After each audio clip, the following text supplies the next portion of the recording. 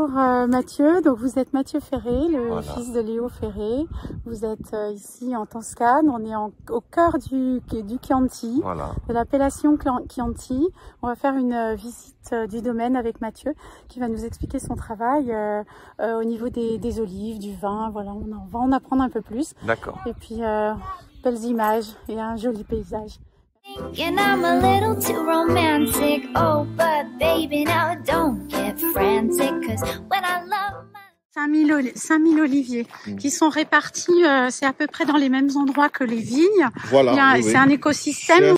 C'est assez, oui, oui. Ouais. Alors avant, c'était beaucoup plus mélangé. Ça demande beaucoup de travail à l'année. Le gros travail, c'est la taille Oui, et la récolte. la taille. En fait, vous les taillez, ça se taille comme la vigne, c'est comment? C'est un travail... Idéalement, il faudrait essayer de les tailler tous les ans, mais on n'arrive pas. Ouais, c'est trop. 5000. 5000, ça fait beaucoup. Vous avez combien d'hectares à vinifier? 16 hectares. 16 hectares. Alors, vous travaillez en biodynamie Voilà. depuis combien de temps? Alors, depuis une quinzaine d'années au moins. Oui. On est certifié bio. Oui. On est certifié bio depuis pas très longtemps en fait. Et plutôt significatif pour moi, c'est le travail à la vigne, bien sûr, c'est là où on fait le vin, mais le travail à la cave, où en fait je utilise uniquement du raisin et du sulfite, le moins possible. Donc on est plutôt, on va dire, dans l'esprit nature, sans aller jusqu'à l'extrémisme des vins sans sulfite, parce que nous on fait souvent des mises en bouteille qui sont des vins qu'on garde 3-4 ans, donc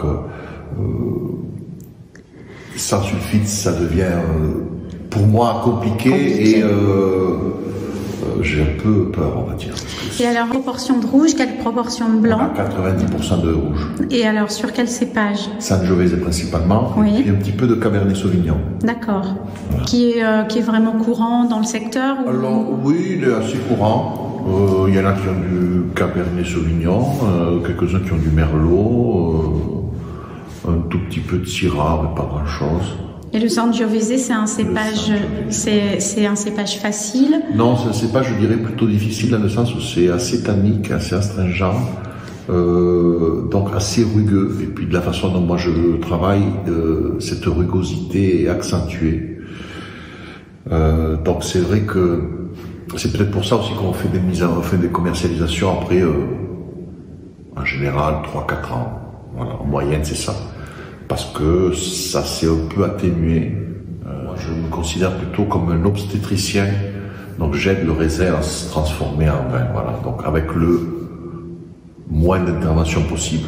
Et le Sangiovese, c'est un cépage tardif. Vous vendangez à peu près à quelle période? Vendage fin septembre. Fin septembre, on est au niveau des appellations, donc Chianti et Chianti Classico. Alors, non, Chianti Classico, c'est la première, la plus ancienne, la principale. Oui. Et après, vous avez plusieurs sous-appellations qui portent le nom de Chianti à son intérieur. Oui. Vous avez Chianti Colli Senesi, Colli Fiorentini, Colli Aretini, Chianti Putto, Chianti Rufina, et après Chianti tout court, sans dénomination géographique spécifique. Et là, vous allez jusqu'à Pise, jusqu'à je sais plus où quoi. Donc c'est pas les mêmes organismes qui contrôlent.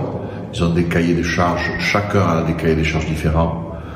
Et voilà. Mais la zone originale du Chianti, donc géographiquement, c'est ici. Donc ça s'appelle les collines du Chianti, Monti del Chianti, c'est ici.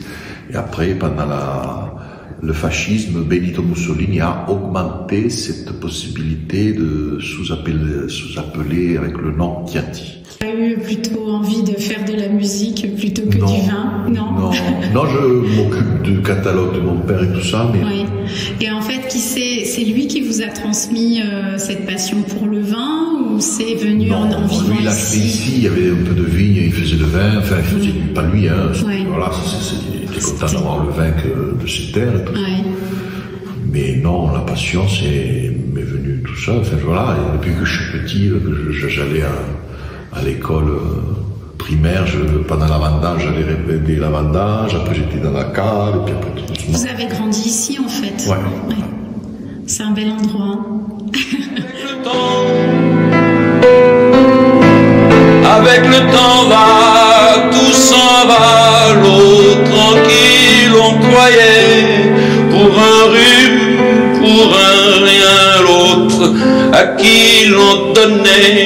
du vent et des bijoux pour qui l'on eût vendu son âme pour quelques sous, devant quoi l'on se traînait comme traînent les chiens.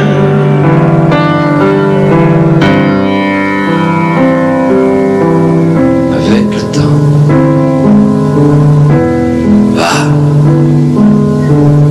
tout va bien. Avec le temps,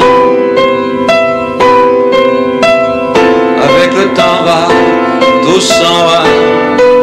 On oublie les passions et l'on oublie les voix qui vous disaient tout bas les mots des pauvres gens.